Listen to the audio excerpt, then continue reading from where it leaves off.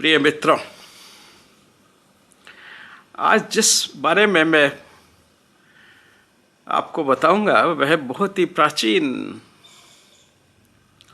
प्राग ऐतिहासिक से जाना जाना वाला एक तरह का वुंड है, या जिसे हम घाव कहते हैं। आपने देखा होगा पहले जब लोग लड़ाई में जाते थे तो करीब करीब उनका सारा बदन कवच से ढका होता था। कुछ ऐसे ही एरिया बाकी रहते थे जिन पे कवच नहीं पहुंचाया जा सकता था या जहां पे कवच नहीं पहना जा सकता था, जैसे बगल या कनपट्टी के आसपास का एरिया या आंखें। बाकी सब एरिया अक्सर वो ढक लिया करते थे। दूसरी बात यह है कि बहुत बार जो मर्डर करने वाले हैं वो लोग ऐसी जगहों पे घाव लगाते थे, घाव मारते थे या चाकू या गोली मारते थे कि जहां से कुछ पता ही नहीं चले। कभी कभार कुछ लोग किसी को मारने के लिए या धोखा देने के लिए भी उसके ऐसे अंग पर या शरीर पे वो वार कर देते थे या घाव कर देते थे जो साधारणतया व्यक्ति को दिखाई ही न दे। इतिहास के शुरू से ही ऐसे घावों का वर्णन होता आया है। यह मैं आपको एक छोटी सी फिल्म दिखाऊंगा जिसमें ग्रीक साम्राज्य में जिस समय ग्लैडिएटर लोग लड़ा करते थे उस वक्त के सबसे फेमस कॉमोडस और मैक्सिमा दो बहुत बड़े ग्लैडिएटर्स थे जिनको कोई हरा नहीं पाता था। कॉमोडस का दास हो जाता है। वार में उस जमाने में रिवाज था कि जो हार जाए वो जीतने वाले का दास बन जाता था। और उस वक्त कॉमोडस जहाँ पे था वहीं पे मैक्सिमा वो दास था। कॉमोडस मिलने के बहाने उसके पास जाता है और जाकर के उससे मिलता है। उसके दोनों हाथ पैर बंधे होते हैं क्योंकि वो दास था, और उसको उसी वक्त खोला जाएगा जब वो कॉमोडस से ग्लैडिएटर यानी कि ग्लैडिएटर बन के जाएगा, ग्लैडिएटर की ड्रेस पहन के उससे लड़ने के लिए मैदान में उतरेगा। दासों के साथ ऐसा ही व्यवहार होता था। कॉमोडस मिलने गया, उससे बात की और फिर वो उसके गले मिला। और गले मिलते वक्त छाती के बगल वाले भाग पे उसने एक छुरा जो अपने हाथ में छुपा रखा था वह उसके अंदर घुसेड़ दिया। उससे उसके फेफड़े में ब्लीडिंग शुरू हो गई। इसलिए उसका अंदाज था कॉमोडस का कि जब तक मैक्सिमा मैदान तक पहुंचेगा या मैदान में लड़ रहा होगा वो बीच में ही मर जाएगा उस ब्लीडिंग से, क्योंकि फेफड़े में घाव हो चुका था, फेफड़ा फट चुका था और उससे ब्लीडिंग हो रही थी। और फेफड़ा बहुत ही वास्कुलर एरिया है, वहाँ ब्लड की मात्रा बहुत ज़्यादा होती है। लेकिन अपने आत्मविश्वास के कारण मैक्सिमा जाकर के उससे लड़ता है उस घाव के साथ, और उस घाव को ही कंसील्ड वुंड कहा जाए। कंसील्ड वुंड मीन्स जो किसी को दिखे नहीं। कोई अगर दिखने वाला वुंड होगा तो फिर उसको ग्लैडिएटर बना करके लड़ने के लिए उतारा ही नहीं जाएगा। इसीलिए उसने बगल में छाती के अंदर वो छुरा घुसाया जिससे कि उसका फेफड़ा फट जाए और वो ब्लीडिंग से मर जाए, लेकिन काफ़ी देर तक जिंदा रहेगा। और इस तरह से ये साबित होगा कि उसने उसको हरा दिया या मार दिया। बट मैक्सिमा जो है वो अपने आत्मविश्वास के कारण उसके सामने डटा रहा। उसके हाथ पैर खुले गए, वो चला जाकर के उससे लड़ा और उसको मार दिया। और मारने के बाद वो खुद भी गिर गया, यानी कि खुद भी समाप्त हो गया इंटरनल ब्लीडिंग से जो उसके फेफड़े में हो रही थी। लेकिन किसी को ये पता नहीं चला, क्योंकि वो खून बाहर तो आ नहीं रहा था, वो तो उसके शरीर के अंदर ही फेफड़ों में जो कैविटी होती है उसमें जमा हो रहा था। और जब वो इतना जमा हो गया कि वो शॉक में चला गया तो वो गिर गया और मर गया, लेकिन उससे पहले वो कॉमोडस को मार चुका था। वहीं से इस कंसील्ड वुंड की शुरुआत होती है। और यह शब्द कॉमोडस ही सबसे पहले उसको बोलता है, ग्लैडिएटर को, मैक्सिमा को, कि अब तुम कंसील्ड वुंड से मरोगे।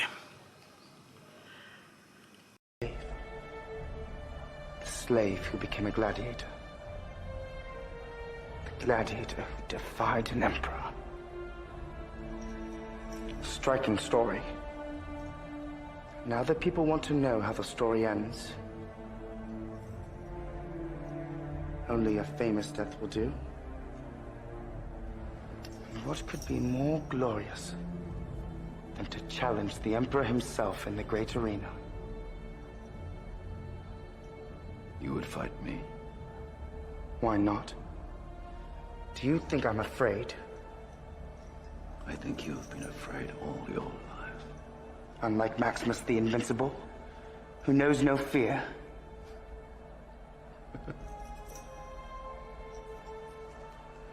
I knew a man who once said death smiles at us all. All a man can do is smile back. I wonder, did your friend smile at his own death? You must know. He was your father. You loved my father, I know. But so did I. That makes us brothers, doesn't it? Smile for me now, brother.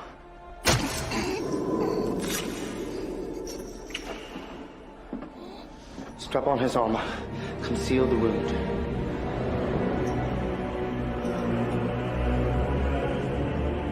Concealed would इतिहास में बहुत जगह पे इसका जिक्र आता है, जहाँ पे लोगों के ऐसे वुंड जो है, घाव ऐसी जगह पे होते थे कि वो बाहर से दिखाई नहीं देते थे, लेकिन वो फैटल होते थे। अलेक्जेंडर की मौत भी इसी तरह से हुई थी। अलेक्जेंडर जब आया तो मुल्तान के किले पर जब वो हमला बोल रहा था, तो उस वक्त जो वहाँ पे हिंदू किंग था, और ये नीचे से, किले के नीचे से आज भी वो जगह सुरक्षित है, और वहाँ पे उस चीज़ के एविडेंसेस भी हैं, और लोग वहाँ उसको देखने भी जाते हैं जिस स्थान पे अलेक्जेंडर को तीर लगा था। राजा ऊपर था, अलेक्जेंडर नीचे था। जैसे मैंने कहा कि कवच सब पार्टों को कवर कर लेता है, पर एक्जिला जैसी जगह को छोड़ देता है। राजा चालाक थे, हिंदू राजा बड़ा, और उनका तीर का निशाना बहुत पक्का था। उन्होंने तीर सीधा चलाया जो अलेक्जेंडर की जाके बगल में, यानी कि एक्जिला में लगा, और सीधा फेफड़े में उसी तरह से गया जैसे कॉमोडस का छुरा मैक्सिमा के बगल में लगा था। नतीजन जो अलेक्जेंडर था, वो तीर उसके फेफड़ों में गया, उसके फेफड़ों में भी ब्लीडिंग हुई, वहाँ से ले जाया गया, उसका इलाज शुरू किया गया, लेकिन बाद में वो ठीक नहीं हो पाया। उस वक्त एंटीबायोटिक्स नहीं थी, और उस छाती के घाव में उनको इन्फेक्शन हो गया, यानी कि फेफड़ों में उसके पस पड़ गई, जिसको एम्पाइमा बोलते हैं। इसी एम्पाइमा के साथ में वो हिंदुस्तान से वापस लौट गया। एम्पाइमा में आदमी एकदम से नहीं मरता, धीरे धीरे मरता है। अगर उसका इलाज ना हो और अगर उसका इलाज हो जाए, वो हील हो जाए, ब्लड वो इन्फेक्शन ठीक हो जाए, तो आदमी बच जाता है। जब वो वापस गया तो उसके साथ उसके वैद्य लोग उसका इलाज कर रहे थे और उसे वो एज ए ट्रीटमेंट, वो एंटीबायोटिक का ज़माना तो था नहीं, तो एकोनाइट नाम की दवाई, जो कि एक पॉइजन होता था, जहर होता था, एक प्लांट की रूट होती है और जो कार्डिक पॉइजन है, वो एज ए ट्रीटमेंट उसको देते रहे। लेकिन वो ठीक नहीं हुआ और पर्सिपोलिस तक जब वो पहुंच रहा था, वहाँ पहुँचते पहुँचते उसकी मौत हो गई। अब अपनी इज्जत बचाने के लिए वो मरा तो जो मुल्तान के किंग थे उनके तीर से था, उनका तीर नहीं घाव किया था, लेकिन अपनी इज्जत बनाने के लिए उन्होंने ये कहना शुरू किया कि वो एकोनाइट पॉइजनिंग से मर गया। भाई एकोनाइट तो उसको आप एज ए ट्रीटमेंट दे रहे थे, अगर उस ट्रीटमेंट से मरा तो क्रेडिट तो उस तीर को ही जाएगी जिसके कारण लंग का पंक्चर हुआ, ब्लीडिंग हुई और बाद में वहाँ पे इन्फेक्शन होकर के एम्पाइमा बन गया।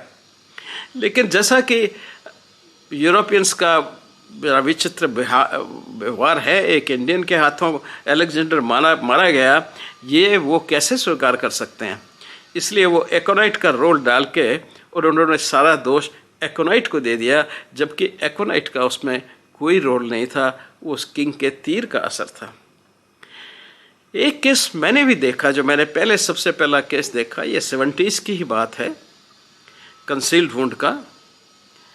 उस केस में एक बारात जा रही थी यूसुफ सराय में। यूसुफ सराय हमारे एम के पास का गांव था, अब तो बहुत बड़ा शहर का हिस्सा है, बहुत बड़ी मार्केट है, पर उस ज़माने में ऐसा नहीं था।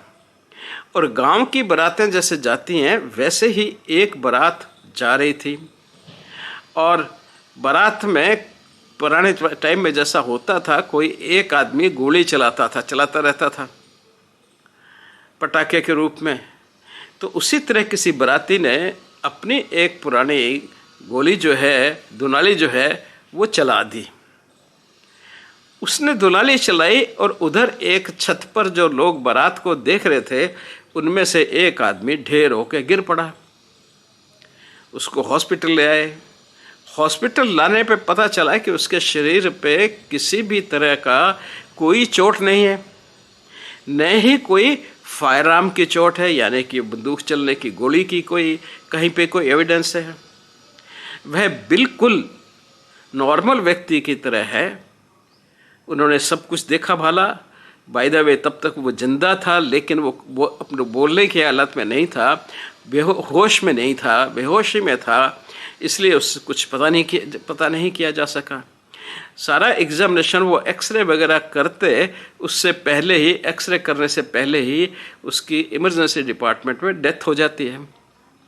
हमारे पास जब बॉडी आई और हिस्ट्री आई, वो पुलिस और सभी बड़े घबराए हुए थे कि आफ्टर ऑल ये व्यक्ति मरा कैसे। अब जब हमने पोस्टमार्टम किया और पोस्टमार्टम पे पहले एक्सरे किया तो देखा उसके सर के अंदर एक छर्रा फंसा हुआ था, जो छर्रा उसके नाक के थ्रू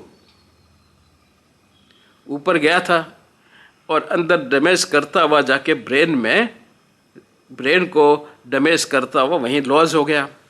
तो हमें छल्ला भी मिला और उसकी सारी ट्रैक भी मिली और नाक को बड़े गहराई में अंदर उसकी चोट भी मिली। तो सारा रास्ता हमें पता चल गया और हमने कहा कि ये इसी पैलेट से, जो नीचे किसी फायर आर्म ने चलाया है, वो एक पैलेट उछल के उधर चली गई और उसके नाक के रास्ते से होती उसके सिर में घुस गई। अब ये भी एक कंसील्ड वुंड जिसमें हम नहीं कह सकते। ऐसा ही और एक केस मेरे पास में रामपुर से आया था। वह व्यक्ति बाहर अपनी दुकान के सो रहा था कि सुबह उठा ही नहीं, बेहोश हो गया और लेकिन कुछ देर बाद उसको होश आ गया। होश आने पे उसने कहा कि मेरे शरीर के अंदर जो है, छाती में और पेट में बहुत दर्द हो रहा है। हॉस्पिटल ले जाया गया, हॉस्पिटल में उसमें ट्रीटमेंट हुआ, लेकिन कहीं भी कोई चोट न नज़र आने के कारण उसको कुछ कपड़े पहने, उसके कुर्ता वगैरह सब पहने हुए थे, तो इसलिए कोई उनको उसके देखा, कोई चोट नहीं आई थी। 20 दिन हॉस्पिटल में भर्ती रहने के बाद जब उसके पेट में और उसकी छाती में पस पड़ गया तो उन्होंने एम्स को भेज दिया। एम्स में भी उसका इलाज किया गया, लेकिन एक्सरे भी हुए, लेकिन न छाती में न पेट में और ना ही कहीं सिर में तो वो होश आ गया था, इसलिए जो भी उसको उस वक्त शॉक से जो उसकी बेहोशी आई होगी थोड़ी देर के लिए, उससे तो रिकवर हो चुका था। अब जब उसकी डेथ हो गई तो ऑटोप्सी के लिए हमारे पास भेजा गया। हमने उस दिन ही एक नई एक्सरे मशीन एस्कॉर्ट कंपनी से खरीदी थी और वो एक्सपेरिमेंट के लिए अभी बाहर ही पड़ी थी और कंपनी वाले एक उसका डेमो देना चाहते थे। तो इसी डेड बॉडी को उस पर लटाया गया और लटाने के बाद में कुछ ऐसा हुआ कि उसके दोनों पैरों के नीचे एक्सरे प्लेट्स पड़ी रही।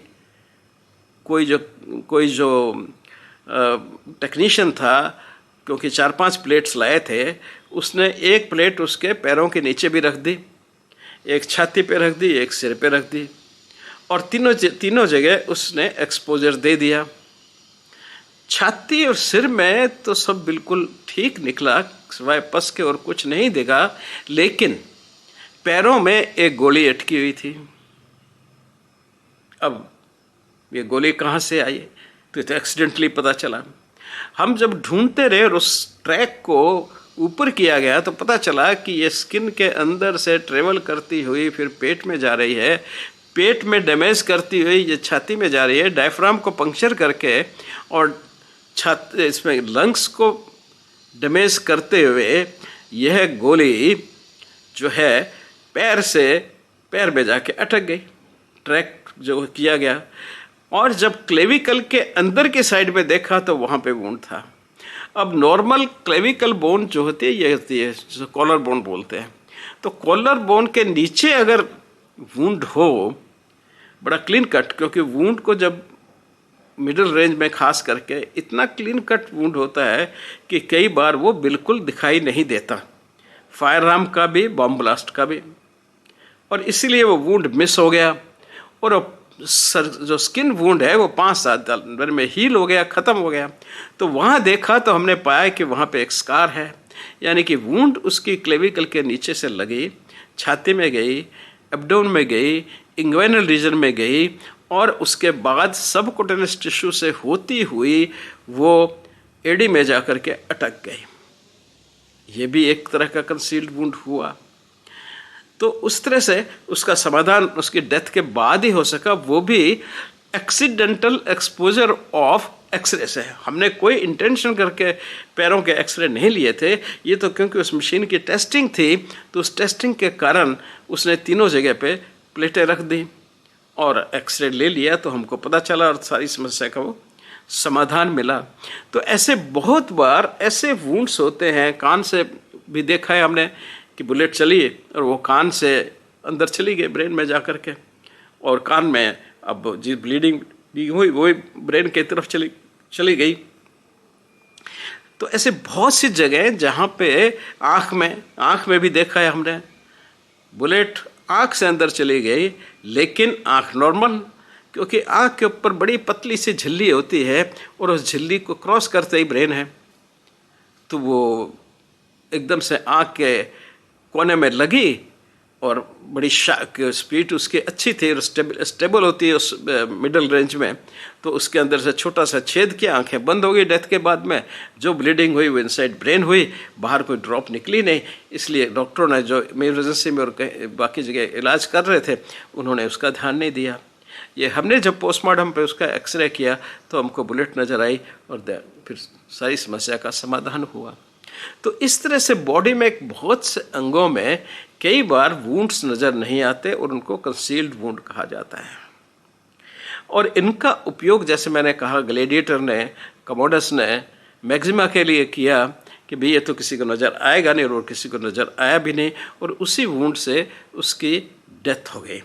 इस तरह से हमारे यहाँ भी कई कहानियाँ मिलती हैं जहाँ पे कंसील्ड वुंड लोगों में प्रोड्यूस किए गए इंटेंशनली उनको मारने के लिए, और उसी वक्त ये न पता लगने देने के लिए दूसरे लोगों को कि उसका मर्डर हुआ है। ऐसी तरतीब और तरतीब जो है बहुत से लोग अपनाते हैं। तो कई रीजंस ऐसे हैं, एक्जिलर जैसे हमने बताया, आइज़ है, ईयर्स हैं, नोज है, तो ये सब ऐसे, क्लेविकल वाला एरिया है, तो ये सब ऐसे एनल रीजन है। तो कई ये सब ऐसे रीजन है जहाँ से ब्लीडिंग बहुत कम होती है, और बुलेट या शार्प वेपन जो है, जो लंबाई में होता है, चौड़ाई में बहुत कम होता है, वो वहाँ से उससे चोट पहुँचा दी जाती है इंटरनल ऑर्गन्स को, और बाहर कुछ दिखाई नहीं देता। ऐसे वुंड्स को हम जो है कहते हैं कंसील्ड वुंड। इसी बीच में मैंने वो पिक्चर भी डाली है जो मूवी बनी थी, ग्लैडिएटर नाम था उस मूवी का, और उसमें जो संवाद और उस पर जो वो वुंड क्रिएट करता है वह मैंने इसमें शुरू में ही लगा दी है। वो पिक्चर जो है, पिक्चर का हिस्सा, मूवी का हिस्सा 1 मिनट का, वो मैंने इसमें इंसर्ट कर दिया है जिससे आप इसको अप्रिशिएट कर सकें। धन्यवाद।